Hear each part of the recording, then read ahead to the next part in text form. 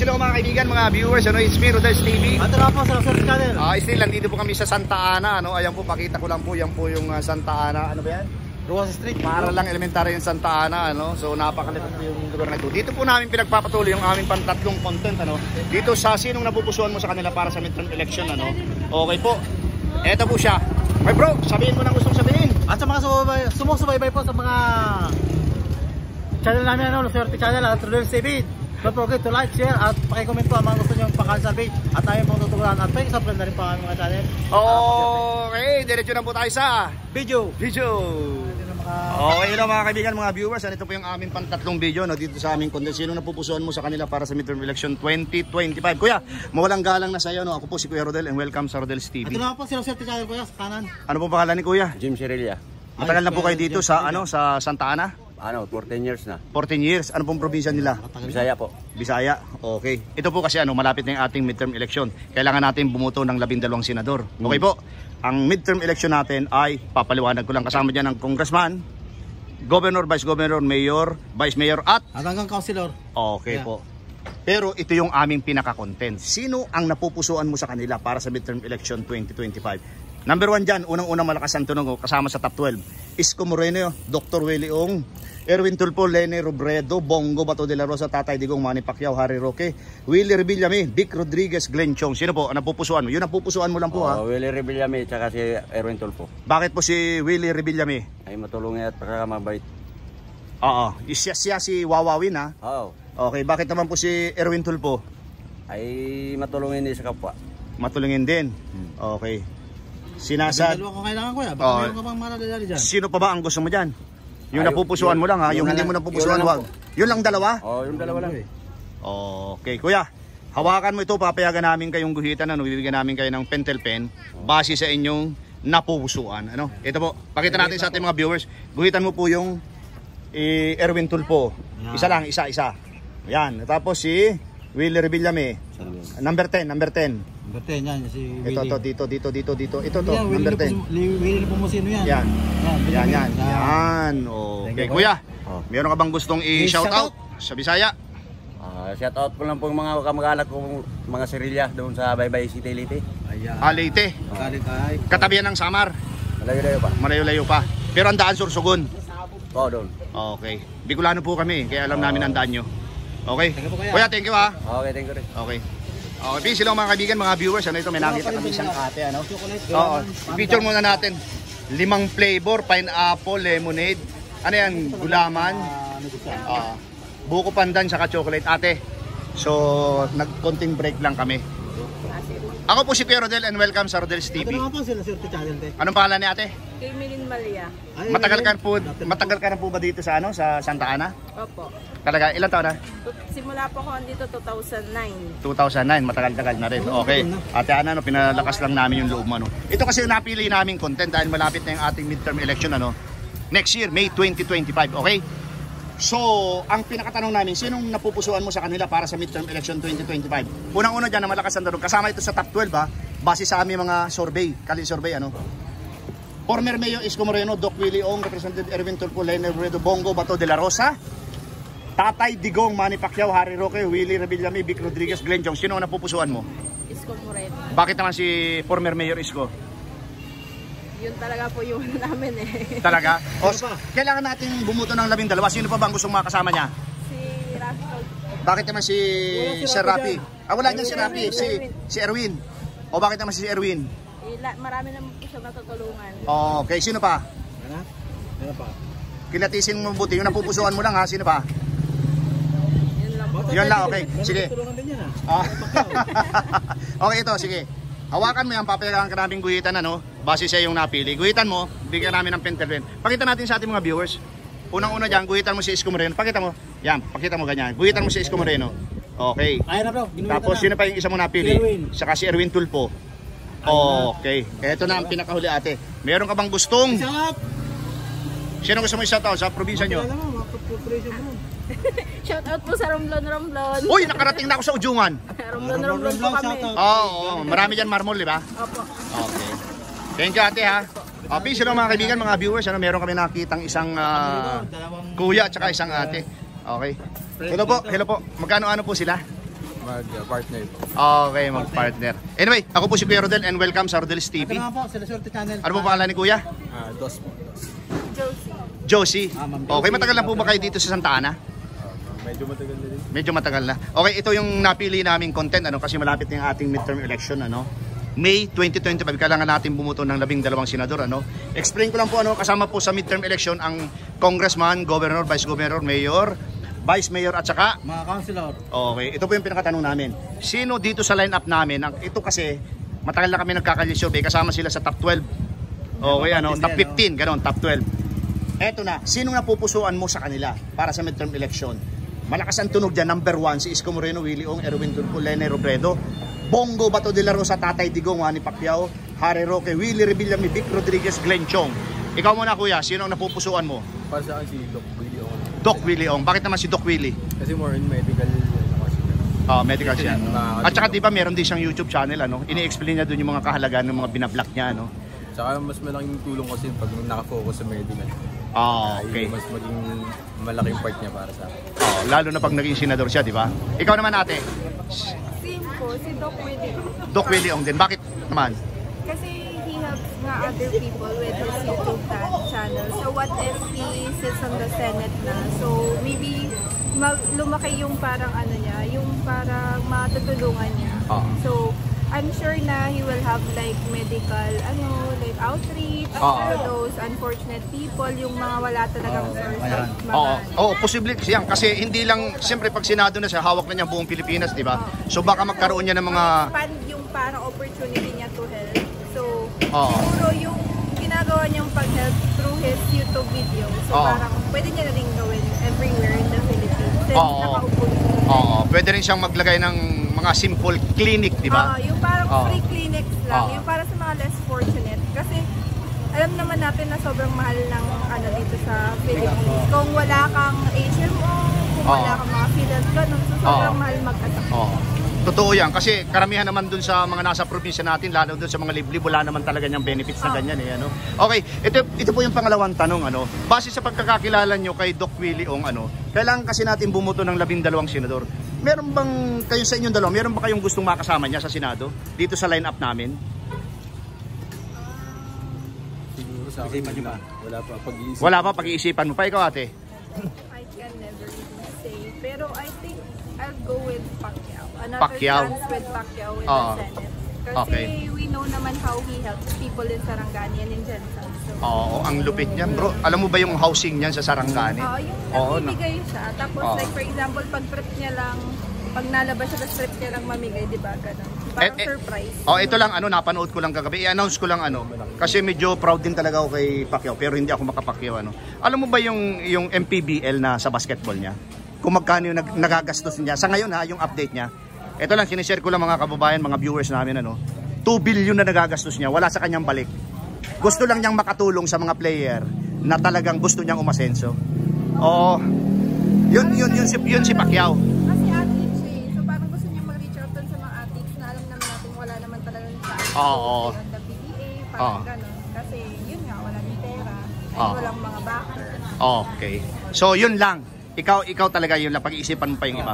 Tapos ikaw, dalawa, si Pacquiao at saka si Doc Willie. Okay, bro, pakihawakan mo ito, papayagan namin kayong guhitan niya. Bibigyan ka namin ng pentel pen, Tapos pakita natin sa aming mga viewers na kayo yung gumuguhit sa inyong nagustuhan, Okay. Ikaw naman. Ayan na. Tapos, okay. Ngayon, ito yung pinakahuli, paper naman. Baka meron kayong gustong Shoutout. shoutout. Okay, sa inyong mga probinsya. Friends nyo.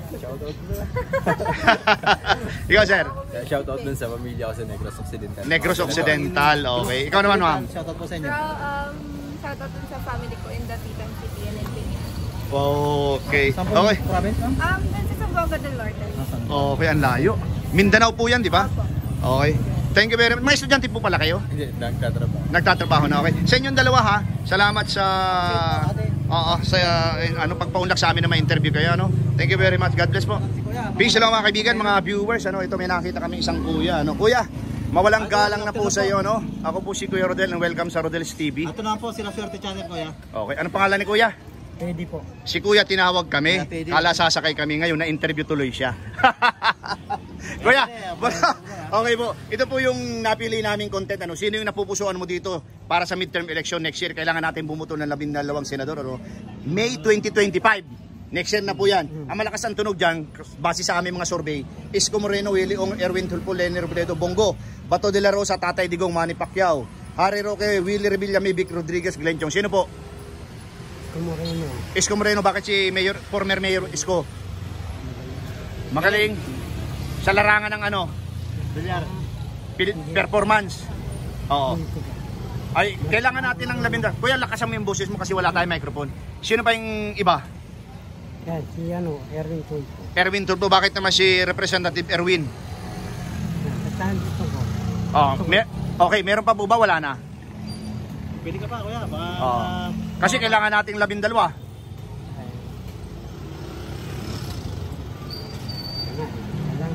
Wala na, sige kuya.